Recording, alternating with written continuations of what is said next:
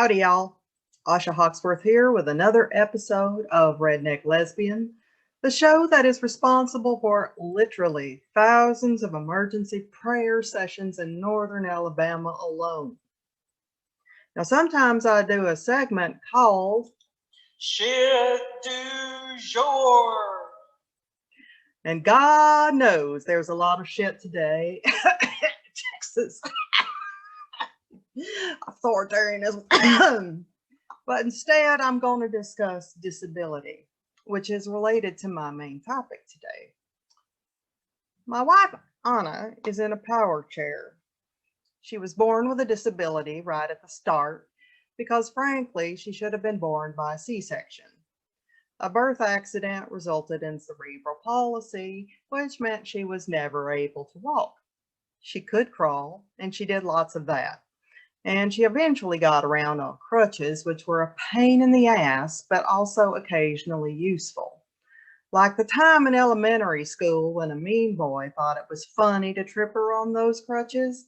It was a hobby of his until one day he tripped her one too many times and she bashed him in the nose with the crutch. See what I mean? Useful. Anyway, she ended up in the power chair in her late 40s because crawling and crutching around on your arms for years ruins your joints. We were married by the time she took to the chair on a permanent basis, which meant that everyone in her family and her so-called best friends thought she'd given up, or that maybe I was waiting on her too much because she's such a prima donna. When a friend's father told her that all she needed to do was to walk more, I wished I'd had a crush to bash him in the nose with. Once my mother figured out that Anna was my girlfriend and not just my friend, her distaste for disability came to the forefront. I could tell that she thought it was beneath me to help Anna with her mobility. What I did not voice to her was that one day she might need the same kind of help. And boy, is she married to the wrong person for that. Even Anna's supposed best friends tried to talk Anna out of having a baby with me, even though I was already pregnant at the time. And we were like, what the fuck, y'all? You think we're going to listen to your fears and forget the baby growing in my tummy? It was obvious her friends expected me to leave Anna. But what happened is that they left Anna instead. Lots of folks are really uncomfortable around people who are different or disabled. All people have to do is just act like a normal, nice person, but I guess that's a stretch for some. There have been times in Anna's life when restaurants didn't want to serve her. Well, now they didn't say so out loud, but nothing available when there are open tables, or sticking her in the back corner where the beautiful people can't see her crutches propped on the chair next to her, which would be the only way you'd know she was disabled at the time.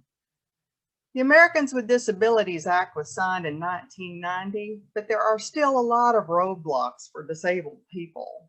For one thing, ADA requirements only apply to new structures. Sometimes people upgrade older buildings and sometimes they don't. We drove into New York City for lunch in a Broadway musical a few years ago, and the deli where we ate had no accessible bathroom. The only one they had was down a flight of stairs. Poor Anna hadn't been to the outhouse since breakfast, and she had to hold it until we got to the theater after lunch. That was not fun. A single step outside a shop or business can keep Anna out, and assuming she can get inside, if shelves are too tight and close together, she doesn't have room to maneuver her chair, which requires a good 3 feet of driving space. And then there's actual driving. Anna used to drive. They make hand controls for cars so you don't have to use your feet. The first time she went for a driving test, the guy freaked out and wouldn't give her the test. So she rescheduled, came back to another tester, and passed the test. But then you have the issue of disabled parking spaces. Now, I can state with absolute certainty that there are not enough disabled parking spaces anywhere, not even at Costco. Consider, the baby boomer generation is of an age now, and they need disabled parking. Finding a space you can deal with can be challenging. And God help you if you're in a wheelchair of any kind. You know those crossed out areas next to the disabled space? Those are not for you to park in. Those are for the ramp to lower so that the person in the chair can get into and out of the car. Now, I will admit that every time I see an idiot parked there, my car keys itch in my hand. Nowadays, I do the driving because it costs a lot of money to get around when you're disabled. We finally got a ramp van that would accommodate her power chair, and even used, it is the most expensive vehicle we've ever owned. A new ramp van that would meet our needs costs anywhere from $80,000 and up. Our used one was $48,000, and paying for it has been challenging at times. But if Anna wanted to drive, it would have cost more. That would require additional technology to allow her to transfer to the driver's seat, and automated belt locks for the chair, and even if we could do all that, we'd lose a seat, which would mean we couldn't travel as a family. And traveling as a family can be tough. Oh, sure, lots of hotels say they have accessible rooms, but are they really? You have to call to find out for sure. I've seen listings for accessible hotel rooms that have stairs at the door. Dude, if there are stairs anywhere, it's not accessible. And bathrooms are a completely different ball game. Nothing makes you appreciate a good bathroom more than the inability to use a bathroom. Even the height of the bed in a hotel room can be an issue. Too high, and Anna can't get in bed. Too low, and Anna can't get out of bed. We are fortunate to live in an age where we have technology to help disabled people, but it sure ain't free. Anna's power chair cost about $14,000. Our insurance paid for it. Not everyone has insurance, and not everyone has insurance as good as ours. If you had to pay 50% of that out of pocket, your wallet wouldn't notice. And your house has to work for you too. We have a good ramp into the main level of our house. The downstairs is less accessible, although she can get in there when the weather's hot. We have a special workplace for her in our kitchen, so she can just roll in and do her cooking prep there. The bathroom has a gap under the sink, so she can roll right up to it. It's the little things that you notice and that make the difference. Another thing that makes a big difference is simply acknowledging disabled people as people. When I'm with Anna, people will walk up to me and talk to me like she's not even there. Y'all, she's not incapable of speech. She's just in a chair. Make an attempt. Smile. Say hi. She won't bite. That's my job. My main subject today is your body. Well, not just your body, everybody's body, the human body, and how our focus on the body has fucked us up to a large degree.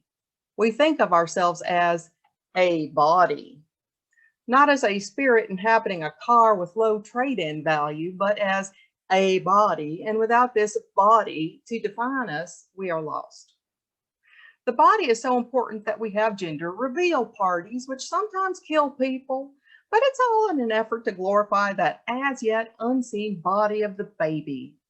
Ooh, it has a penis, or ooh, it has a vagina and will grow boobies one day. And then when they come out, we dress them in pink or blue because honestly, without clothing cues, all babies look like they could go either way. Physicality is destiny though, and we don't want anyone to mistakenly give a little boy a pink teddy bear because that's gay. Yes, the body cult brainwashing begins before birth, so any little kids who are constantly taught to be one way have an uphill battle if they really want to be the opposite. Of course, our bodies aren't just about gender. Because of our body, we think that we are white, black, Native American, Hispanic, or any other ethnicity you can name. Or we believe that we are beautiful or ugly, disabled or not, sick or healthy, weak or strong. In short, we have limited ourselves by the boundaries of what is just a vehicle to experience the world with. I once really pissed off my soon-to-be wife by asking her who she would be without her disability. She didn't speak to me for 3 days. But my question was sincere. Yeah, your body is disabled. But aside from that, who are you? In previous lives, you had other bodies that were abled, or male, or black, or Jewish, or whatever. Those things didn't define you then either. So, to quote the caterpillar from Alice in Wonderland, who are you? Anna eventually talked to me again, and she didn't have an answer to the question, which is an acceptable answer. Figuring that out is everyone's job on this planet. Our society is so materialistic that we can't envision anything outside the material world. We define ourselves not only by our physical body, but by what we do with it. Do we pierce it, tattoo it, clothe it in Walmart or in Dolce & Gabbana? Is our hair long, short, colored, straightened, permed? We act like we are our personal style, rather than our style being a reflection of who we are. If you doubt this, look at the copious amounts of money that Trump has raked in from MAGA hats, flags, and t-shirts.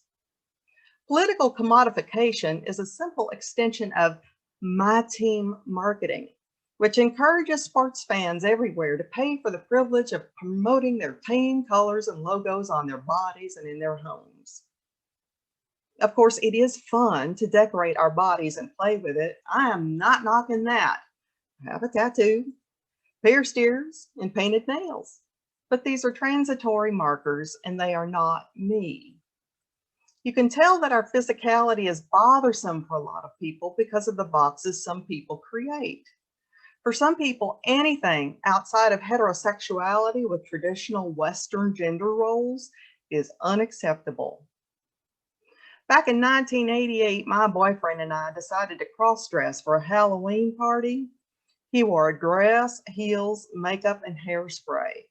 I slicked my hair back, colored it black, created a 5 o'clock shadow with some mascara, and donned a suit and tie. We did a really good job. So good, in fact, that the first guy in the door looked at me with confusion and said, "You look like a guy." He wasn't comfortable because being physically female, any hint of attraction could be confusing. Was he gay? Nuance opens the door to bisexuality and androgyny, and our society hasn't been very kind to either one. We're so invested in the body as the standard for everything that even God has a body, and it looks just like a white man's body. This is convenient too, because it lets us externalize God.